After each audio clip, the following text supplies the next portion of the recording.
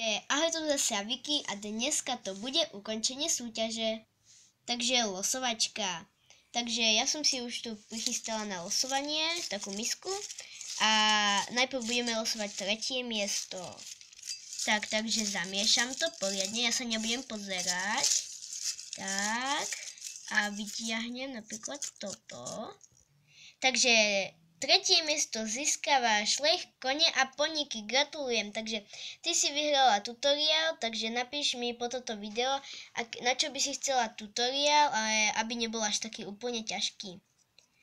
A môže byť aj so šlechmi, aj pre nejaké iné zvieratá, alebo tak.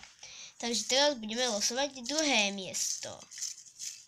Takže tiež si zatvorím oči. Tak. Neviem fakt, čo tam je. Takže napríklad ten. Takže je to Myška a kone 1. Gratulujem, vyhrala si druhé miesto, takže to je minifilm. Takže Myška, gratulujem ti. Môžeš, minifilm bude mať asi tak 10 minút. A tak asi. Takže ideme na prvé miesto. Prvé miesto úplne takto viackrát to potočím.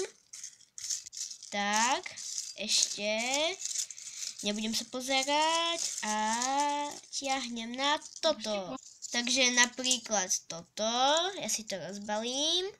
Takže prvé miesto získava Milej Horsis, gratulujem. Takže ty získavaš Megafilm. Megafilm bude mať do 20 minút a môže to byť o hocičom, o psoch, o koňoch alebo tak, ale asi iné zvieratá už nie. Takže môžeš si vybrať. A pod komentárom mi môžeš napísať, s akými koňmi by to malo byť, alebo s akým koňom. Tak. A to by bolo už asi z losovania všetko. Ja vám to teraz ukážem výhercov. Takže tretie miesto získava Šlech, kone a poníky. Druhé miesto získava Myška a kone 1.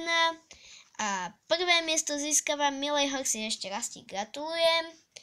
A teraz vám ešte niečo poviem, že ako ste písali do komentárov, že to je anglický plnokrvník, tak to nie je anglický plnokrvník, ale je to achaltekínsky kôň.